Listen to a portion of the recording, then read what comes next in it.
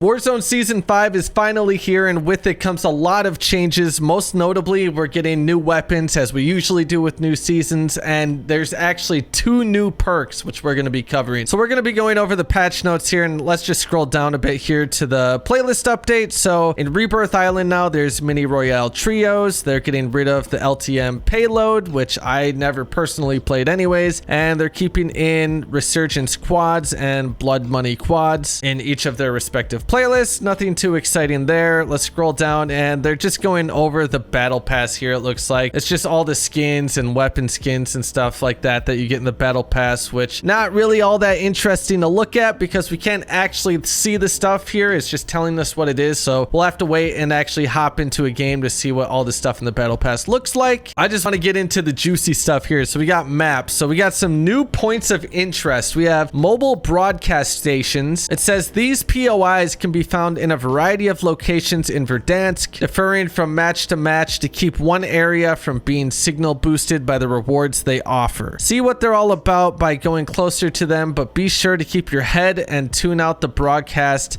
each one emits. Okay, I'm just gonna be straight up. That just made no sense to me, but I mean, we got new mobile broadcast stations. Then we have something that says redacted. It says redacted has gone off grid, and reports suggest redacted is doing redacted in Verdansk. What we do not know. This is an unauthorized redacted that could jeopardize our redacted in discovering and stopping Stitch.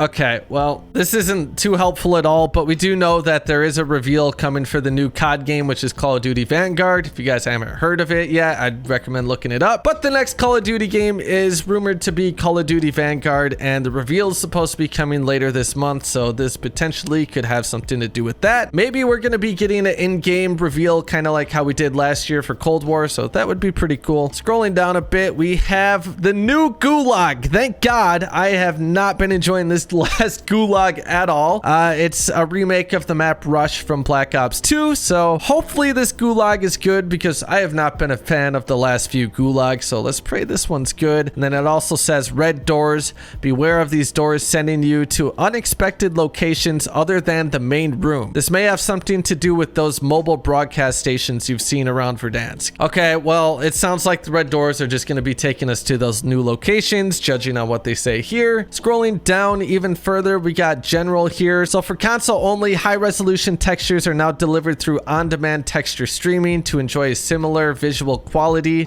Enable this feature in the options menu. I'm assuming this is just for people who play on 4K. So if you don't play on 4K, this probably doesn't really apply to you anyways. And then on PC, you will no longer be able to play on Windows 7 starting on September 8th. So if you love playing Warzone and for whatever reason you're still using Windows 7, well, I'm sorry. That it sucks to suck, I guess. Moving down to gameplay here now. We have new loot spawns across Verdansk. For some reason, I always have trouble saying the word Verdansk. I don't know why, but we have new Gulag and in-game lobby loadouts. All right. The new sentry gun kill streak can now be found in supply boxes, and the Tec9 from Black Ops Cold War and the EM2 from Black Ops Cold War have been added to the loot pool. The Tec9 and the EM2 are the new weapons that are being added to the game with the season, which we'll be covering here shortly. But if we scroll down a little bit here, this is what I'm most excited for this season, and that is the 2 new perks that we're getting. And honestly, they seemed kind of broken from the descriptions I saw from looking at Modern Warzone on Twitter before. So we got the Combat Scout perk, which will be going into slot 3, and damaging an enemy briefly highlights and automatically pings them. So basically, if you do any damage to your enemy,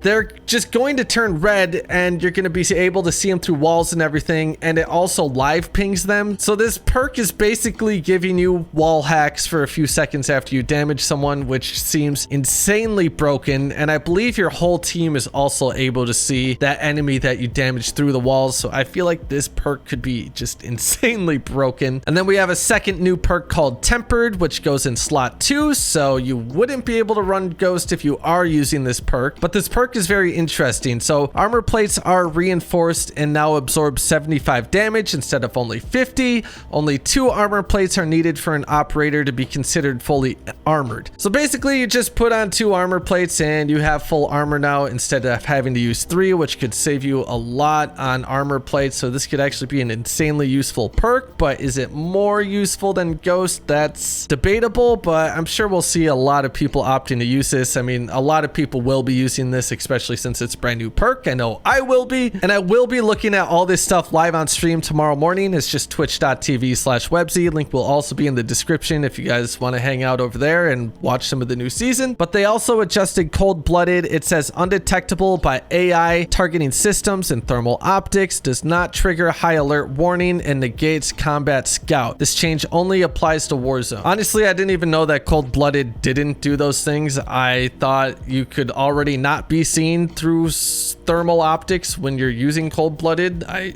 just always thought that was a thing. I think that's how it's always been in past CODs, and I had no idea about the high alert thing, so I mean, that's good to know. And then we got some bug fixes here, so let's go over all these bug fixes. We got quite a bit. They fixed additional collision issues with various elements across Verdansk, allowing players to exploit, peek, and shoot through them. My first thought when I read this is like some of the boulders around the map, when you go prone behind them, you can like kind of look under them and see people. I'm guessing that's what they mean when they're talking about this. They fixed visual issues with various elements across Verdansk, causing them to disappear at certain angles or allowing light to shine through them. Fixed an issue allowing players to hide inside of cash drops. Fixed an issue related to the in-game lobby, causing players to turn invisible for the duration of the match. I didn't even know that was a thing. I thought they fixed the invisibility glitch, but apparently it keeps coming back. I haven't even ran into an invisible player in a while, so I guess people didn't really know about this, or at least I didn't know about this. They fixed an issue where munitions boxes could be dropped in the in-game lobby and persist to the live match. Fixed an issue where a player would lose their weapons when reviving another player if the down player gave up. Fixed an issue where a player's head would disappear when a plunder bag was on their back. Fixed an issue where dismemberment was not working for the solo flare blueprint.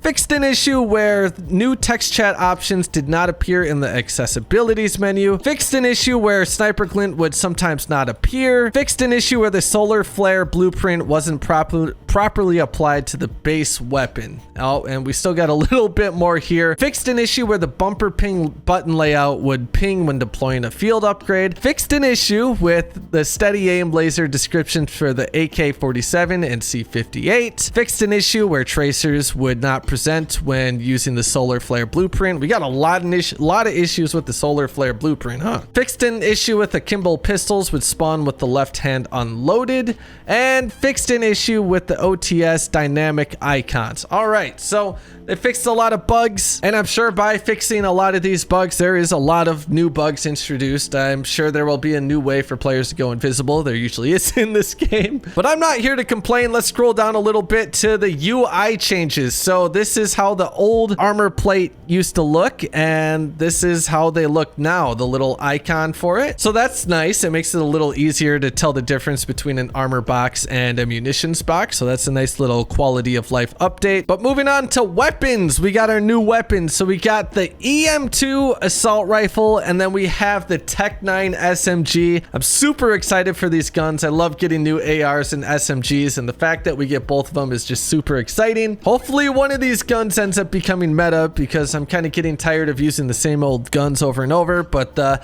EM2 is a full auto AR. It's a heavy British rifle with considerable kick and a built-in low zoom optic. It's got a slow rate of fire and high damage, which makes the EM2 a solid choice for skilled marksmen. The way they described this kind of reminded me of the Scar from Modern Warfare in a way, so I mean, we'll just have to hop into a game and see how good it is. And then we got the new Tec9 SMG, which is a semi-auto SMG. Okay, well, so much for one of these guns being meta. Although I say that, and we had the FAL meta when people used the FAL as an SMG, and that was semi-auto, so maybe this thing's completely broken. I guess we'll find out soon. But it's semi-auto, improved accuracy from longer ranges with low recoil and slower fire rate. It's got good damage output with moderate range, so it might be good with a sniper. What's interesting here is it says the Tec9 is a unique weapon and that it sports two muzzles that alters its fire type. So when properly equipped, the Tec9 is highly effective at enabling aggressive hipfire play. So I'm interested to see, maybe there's a muzzle that makes it full auto, maybe there's a muzzle that makes it a burst weapon. We'll just have to find out when we hop into a game. And then we have a melee weapon coming out mid-season. It's a cane. Okay, so that's interesting. And then we have a handgun coming out in the season as well. And I mean, it's a break action pistol, hand loaded double barrel pistol, fires 12 gauge shells, excellent damage at close range. And someone just followed while I'm recording this video, so thank you, man.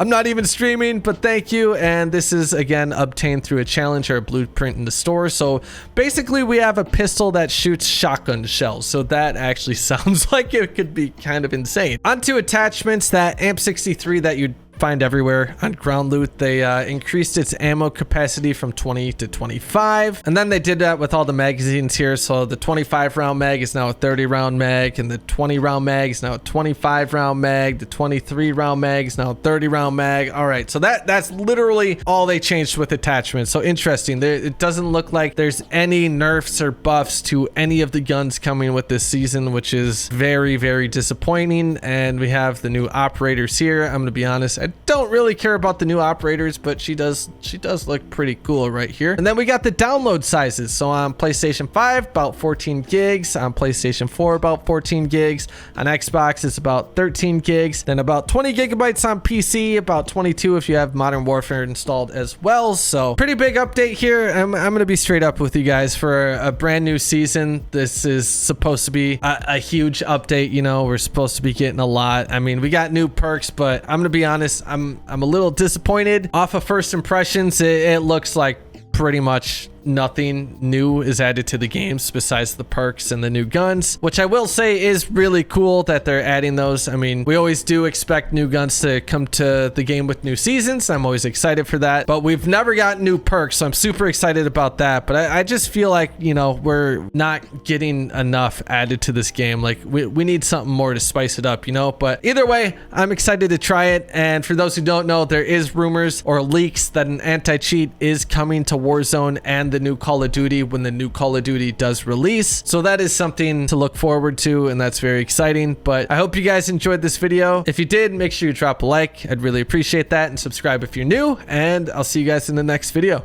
Here's the web base.